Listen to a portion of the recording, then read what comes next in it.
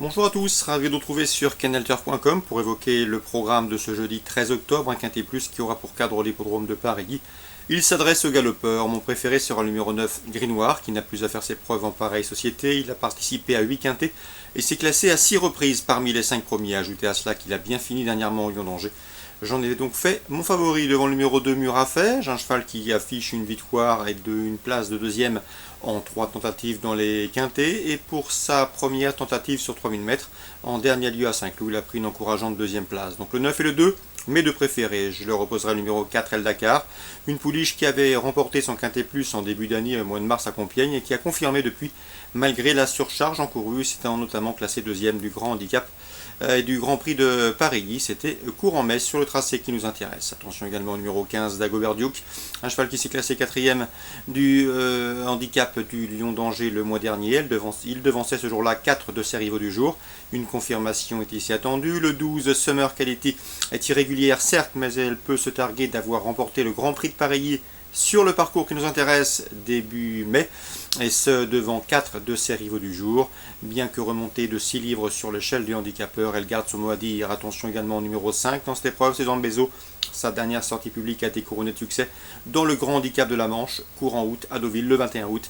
Même s'il n'a pas été revu depuis, et même s'il a été remonté de 3,5 kg par le handicapeur, il serait imprudent de l'écarter.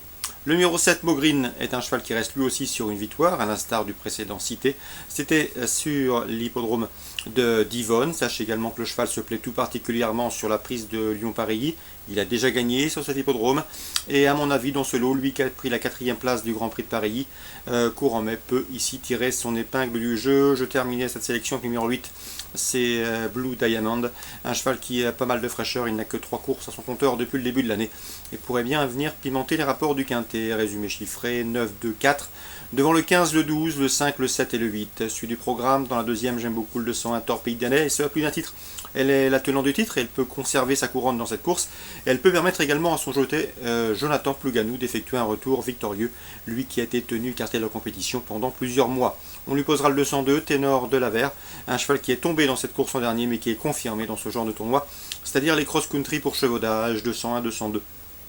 Dans le prix André Babouin, groupe 3, une belle épreuve, j'aime beaucoup le 502 bonus d'argent et le 501 base. Ils se connaissent bien tous les deux, ils ont été affichés 3e et 4e du prix Point du Jour, dernièrement une liste à disputer le mois dernier à Cran. Et auparavant, c'est Base qui avait devancé bonus d'argent à l'occasion d'une sortie commune dans le prix Joubert dans le prix Grand Prix Anjoumen, c'était sur l'hippodrome de Nantes début juillet. Donc 502, 501, deux choix a priori logiques dans ce groupe 3. Dans la 6e, je vous conseille le 602 Rigolo Tiger. Le cheval reste sur une encourageante course de rentrée, puisqu'après un an d'absence, plus d'un an d'absence, même s'il est classé 3e sur le site d'Anguin, il revient ici en haie, avec une belle carte à jouer, le 602 Rigolo Tiger. Concernant Bordeaux en Réunion 2, plusieurs courses intéressantes, à commencer par la première, Chagy, avec le 101, c'est Chagy, deuxième en débutant le mois dernier sur les pronoms de Marsan, son jour est proche et à mon avis, il devrait débloquer son compteur dans cette épreuve d'ouverture. Dans la troisième, le 301 John John s'annonce redoutable. Son entourage lui a déniché un engagement sur mesure. À mon avis, le principal opposant reste le 303 Rangali. La meilleure valeur théorique du peloton, mais le cheval est absent depuis un an. Le 301-303. Dans la quatrième, attention, 401 Royal Julius. Antoine de Vatrigan lui a également déniché un engagement sur mesure. Le cheval avait terminé 3e du prix Ocar, une épreuve de groupe 3, et a été ensuite jugé digne de participer au prix du Jockey Club où il s'est classé 7e ici. C'est un engagement sur mesure pour lui, il serait décevant de ne pas le voir s'imposer, le 401 Royal Julius. Dans l'épreuve suivante, notamment celle réservée aux Arabes purs, la 6e, Thomas Fourcy peut nourrir de légitimes ambitions avec le 601 Ajaj et le 602 Djabel Kassun. Deux chevaux qui sont en progrès et qui devraient pouvoir se tailler la part du lion dans cette épreuve 601 et 602. Concernant Anguin en Réunion 3, dans la première je vous conseille le 112 Queue de Quidan qui vient de s'imposer plaisamment fin septembre à Vincennes et qui devrait pouvoir confirmer sur la piste d'Anguin. Le 204 Chris Dim n'a pas les gains en rapport avec son gros potentiel et doit pouvoir également jouer la victoire. Et dans la 7e je vous conseille le 702. C'est Esprit d'Ocagne qui a gagné avec de la marge en débutant sur les ponts de Nancy. Et à mon avis, ses débuts en région parisienne peuvent être ponctués d'une nouvelle victoire. 112, 204 et 702.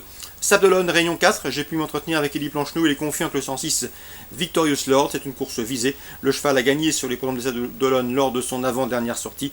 Depuis, on a préparé cet objectif. Le seul bémol avec lui, c'est qu'il est préférable de le courir caché le plus longtemps possible. Un scénario, une tactique qui comporte parfois des risques, c'est le seul bémol puisque le cheval est au mieux pour ce rendez-vous. Le 106 Victorious Lord, Eddie Planchenou est confiant. Voilà pour les infos de ce jeudi 13 octobre. Bon jeu à tous, rendez-vous demain pour une nouvelle émission.